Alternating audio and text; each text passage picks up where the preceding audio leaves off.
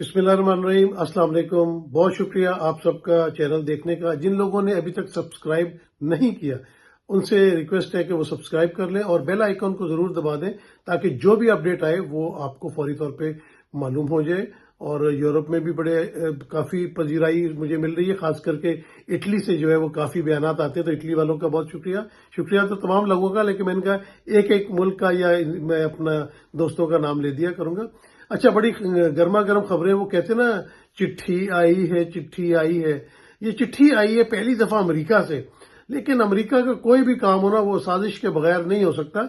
अब तो मुझे इमरान खान की बात तो बल्कि पहले ही यकीन था, अब तो मजीद यकीन बढ़ता चला जा रहा है कि अमेरिका क्या साबित करना चाह रहा है। उनका इमरान खान साहब ने कहा था एब्सोल्युटली नॉट, तो बड़ी नाराजगी हुई थी उस बात की। फिर इमरान खान साहब ने रशिया का दौरा किया था, जिसके बाद से तमाम मामलात शुरू हुए थे और अदम एतमाद लाया गया साइफर के जरिए, और अब तमाम चीजें आपके सामने मौजूद हैं। अब देख लें कि हमारे हमसायों से ताल्लुकात अमेरिका अच्छे नहीं होने देता। मुझे याद है कि अगर देखा जाए, जब लियाकत अली खान वजीर आजम थे तो उन्होंने रशिया का दौरा करना था और वो फिर अचानक रशिया का दौरा कैंसिल करके अमेरिका चले गए। उस वक्त 7 समुंदर पार बहुत दूर होता था।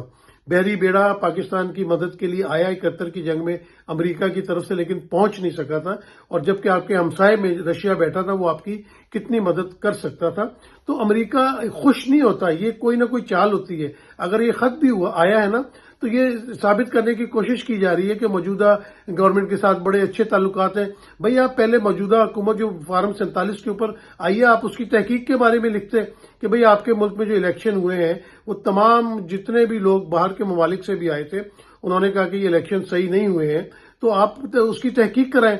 आपके मुल्क के अंदर लॉ एंड ऑर्डर नहीं है। आप देखें कि चाइनीज इंजीनियर्स का जो है वो दहशतगर्दी में मारे जाते हैं, या दूसरी तरफ अपना जो भी मामला चल रहे हैं, तो अमेरिका को उसकी फिक्र नहीं है। उन्होंने ये नहीं कहा कि आप अपने मुल्क में मामला को दुरुस्त करें, आप तारीफें कर रहे हैं। किस बात की तारीफें कर रहे हैं? काश आपके मुंह से एक लफ्ज ये भी निकला होता कि साबिक वजीर आजम इमरान खान जो इस वक्त जेल में है, उनको आप इंसाफ मुहैया करें, उनको पूरे हकूक देने चाहिए। और अगर वो इलेक्शन जीत गए थे, अगर आपकी पूरी कौम ने बाहर निकल के इमरान खान साहब को वोट दिया था, तो आपको चाहिए कि आप हुकूमत इमरान खान को बनाने देते।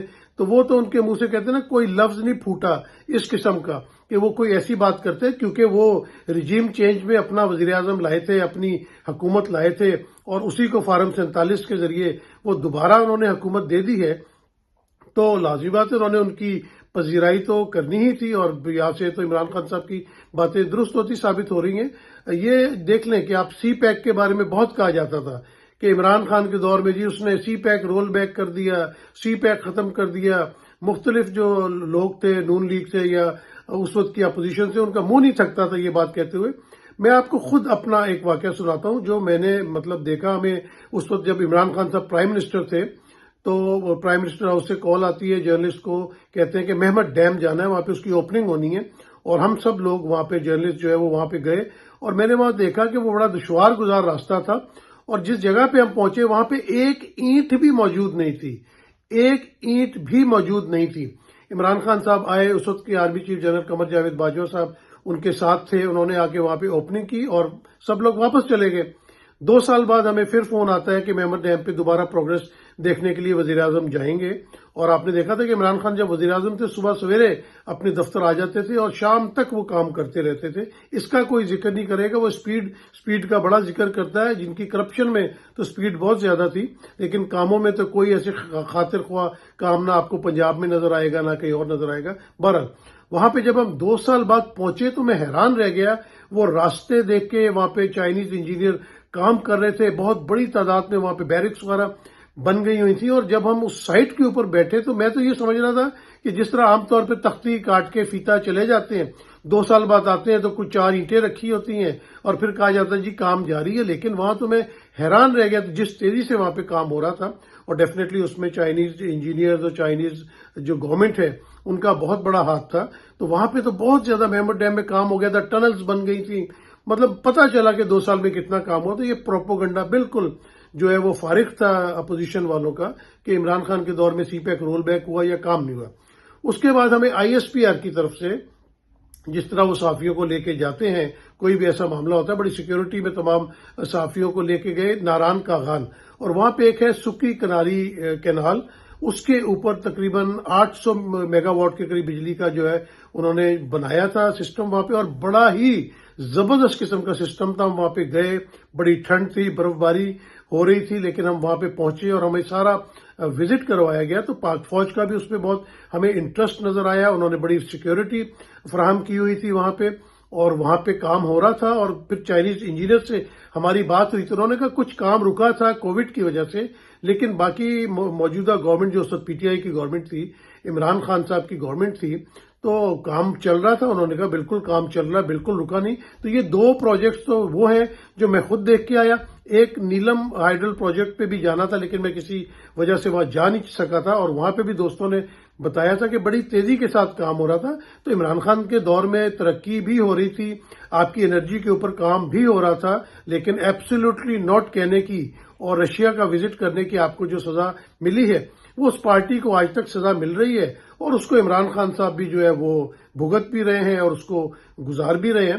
تو یہ کہنا کہ وہ عمران خان کے دور میں یا پی ٹی آئی کے دور میں کوئی کام نہیں ہوا، تو کام اس دور میں بہت ہوئے تھے، لیکن بتانے والا کوئی نہیں ہے۔ اور پی ڈی ایم کے دور میں جو کام ہوئے تھے وہ کسی کو بتانے کی ضرورت نہیں ہے، کیونکہ آپ نے تو غریبوں کے منہ سے جو ہے وہ نوالے تک چھین لیے ہیں۔ بچوں کو میں نے دیکھا ہے کہ کئی دوستوں نے، جاننے والوں نے اپنے بچوں کو اسکول سے ہٹا لیا، وہ کہتے ہیں کہ ہم ان کو تعلیم نہیں دے سکتے، ہم فیسیں کہاں سے لے کے آئیں گے۔ اور پاکستان میں جو پرائیویٹ اسکولوں کا حال ہے وہ کسی سے ڈھکا چھپا ہے نہیں۔ اب دوسری طرف جاتے ہیں کہ لگتا ہے کہ اسٹیبلشمنٹ کے ساتھ موجودہ گورنمنٹ کے سینگ پھنسنے شروع ہو گئے ہیں، کیونکہ ہمیشہ یہ دیکھا گیا کہ مشترکہ مفادات کونسل میں جب بھی اس وقت کا وزیر خزانہ ہوتا ہے وہ اس میں لازمی شامل ہوتا ہے، لیکن اس دفعہ مشترکہ مفادات کونسل میں لگتا ہے کہ زرداری صاحب نے شہباز شریف کے ساتھ مل کے کوئی چال چلی ہے، اور وزیر خزانہ جو کہ سب کو معلوم ہے کہ اسٹیبلشمنٹ کے بندے ہیں ہالینڈ سے جنہیں بلایا گیا اورنگزیب صاحب، ان کو شامل نہیں کیا۔ اس کی وجہ مجھے یہ لگتی ہے کہ اسٹیبلشمنٹ کبھی بھی 18ویں ترمیم سے خوش نہیں ہوئی تھی۔ وہ چاہتی تھی کہ یہ جو صوبوں کو تمام پیسہ دے دیا جاتا ہے، اس سے بہت زیادہ کرپشن ہوتی ہے اور وفاق کو اس کا حصہ نہیں ملتا۔ اچھا دیکھیں، کرپشن بھی ان صوبوں میں زیادہ ہوتی ہے جو بڑے صوبے ہیں نا، پنجاب ہو گیا یا سندھ ہو گیا، انہی صوبوں میں زیادہ کرپشن پائی گئی ہے۔ تو کون بیٹھتا تھا وہاں پہ؟ کن کے صوبے ہیں؟ کون سی پارٹیاں چلاتی ہیں؟ کون سا خاندان پنجاب کو چلاتا رہا ہے؟ کون سا خاندان سندھ کو چلا رہا ہے؟ انہی کو لا کے دوبارہ آپ نے فارم 47 کے ذریعے مسلط کر دیا، وفاق کے اندر بھی مسلط کر دیا ہے، اور آپ پھر ان سے کوئی اچھے کی امید بھی رکھتے ہیں۔ تو یہ چال چلی گئی ہے موجودہ گورنمنٹ کی طرف سے، اور انہوں نے مشترکہ مفادات کونسل سے اسٹیبلشمنٹ کے بندے کو باہر نکالا ہے۔ اسٹیبلشمنٹ لازمی بات ہے، اس بات پہ اتنا خوش نہیں ہوگی۔ دیکھتے ہیں آنے والے وقتوں میں کیا ہوتا ہے۔ دوسری طرف بات ہو رہی ہے SIFC کی۔ چلے، ہمارے army chief general Asim Munir صاحب کی بہت اچھی کاوش ہے کہ وہ چاہتے ہیں کہ پاکستان میں معیشت جو ہے وہ کسی اچھے رخ پہ بیٹھے، لیکن بھائی جب معیشت کس طرح بہتر رخ پہ جائے گی؟ پاکستان میں سیاسی استحکام نہیں آ رہا، پاکستان میں سیکیورٹی کے جو معاملات ہیں وہ بڑے گمبھیر ہوتے چلے جا رہے ہیں۔ جس طرح ابھی آپ دیکھیں کہ چائنا کو ہم اپنا بڑا اچھا دوست کہتے ہیں، اور ان کے ساتھ مل کے جو ہمارے معاملات چل رہے ہیں، اور وہاں پہ 6 چائنیز انجینئرز کا جو ہے وہ قتل ہو جاتا ہے۔ تو اب جو داسو ڈیم سے یا دیامیر بادشاہ ڈیم پہ جو بہت زیادہ کام ہو رہا ہے اس کو روک دیا گیا ہے، انجینئرز واپس جانا شروع ہو گئے چائنا کے۔ چائنا ناراض ہے اس وقت پہ۔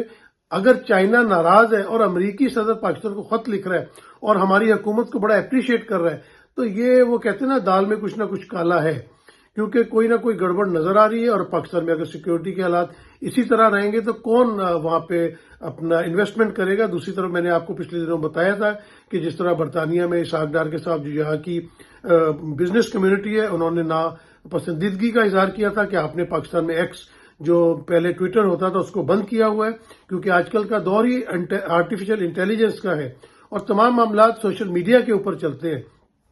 تو جب پاکستان میں سوشل میڈیا بند ہے، سیکیورٹی کے معاملات گڑبڑ ہوتے چلے جا رہے ہیں، آپ کے چائنا کے ساتھ تعلقات ویسے اچھے نہیں، رشیا کو بھی آپ نے ناراض کیا ہوا ہے، ایران کے ساتھ آپ کے تعلقات اچھے نہیں، افغانستان کے ساتھ آپ کے تعلقات اچھے نہیں، تو یہ جب 4 ملکوں کے ساتھ جو آپ کے ہمسائے ملک ہیں ان کے ساتھ آپ کے تعلقات اچھے نہیں ہیں۔ عمران خان کے اوپر تو بہت الزام لگتا تھا کہ انہوں نے پاکستان کی جو سفارتکاری ہے، پاکستان کے جو سفارتی تعلقات ہیں بیرون ممالک کے ساتھ ان کو بہت خراب کیا ہے، تو آپ کون سا اچھا کر رہے ہیں؟ آپ نے کیا اچھا کر دیا ہے؟ بلاول صاحب پورے دنیا کا چکر لگایا ہے پاکستان کا ایئر فورس کا جہاز لے کے، اور کہا جاتا تھا انہوں نے پاکستان کے تعلقات بڑے بہترین کر دیے، تو اتنی جلدی پاکستان کے تعلقات خراب ہو گئے؟ اور موجودہ حکومت اس میں کیا کر رہی ہے؟ یہ تو بڑے چیمپئن ہیں، زرداری صاحب کے بڑے دعوے ہیں کہ ان کے بڑے اچھے چین کے ساتھ تعلقات ہیں، یا شہباز شریف صاحب کہتے ہیں کہ چین جو ہے وہ ہمارا ہمالیہ سے زیادہ اونچا ہمارا ان کے ساتھ پیار ہے۔ مجھے یاد ہے ایک دفعہ انگلش میں جو ہے وہ نواز شریف صاحب کے کار میں وہ یہ بات بتا رہے تھے، تو وہ کہاں گئے تعلقات؟ جب آپ کے ہمسائے ملکوں کے ساتھ تعلقات اچھے نہیں ہیں، سی پیک رول بیک ہو رہا ہے، تو پاکستان میں انویسٹمنٹ کہاں سے آئے گی؟ پاکستان کے معاشی معاملات کس طرح درست ہوں گے؟ اور جس طرح 6 ججوں نے خطوط لکھے ہیں اور جس طرح ایجنسیوں کی انوالومنٹ بتائی گئی ہے، تو جس ملک کے اندر آئین اور قانون کی دھجیاں بکھیری جا رہی ہیں، جس ملک کے اندر دہشت گردی کا اس وقت راج ہے، اور جس ملک کے اندر اس وقت جو ہے وہ عوام کا مینڈیٹ جو ہے وہ چوری کر لیا گیا ہے، تو جب اس قسم کے کام ہو رہے ہوں گے، جب آپ حقیقی لیڈر کو، عمران خان صاحب کو، جنہیں عوام نے ووٹ دیا، میں نہیں کہہ رہا، جنہیں عوام نے ووٹ دیا، آپ انہیں حکومت میں نہیں آنے دیں گے، تو پھر تو ملک چلانا بڑا مشکل ہو جائے گا۔ بڑے افسوس کی بات ہے۔ اللہ تعالیٰ پاکستان کو بہت زیادہ ترقی دے، اللہ تعالیٰ ہمیشہ پاکستان کو اپنے حفظ و امان میں رکھے، لیکن جس قسم کی حرکتیں ہو رہی ہیں، جس قسم کے معاملات موجودہ گورنمنٹ چلانے کی کوشش کر رہی ہے، اس سے تو بہتری آتی ہوئی نظر نہیں آ رہی۔ آج کے لیے اجازت دیجیے، اللہ حافظ۔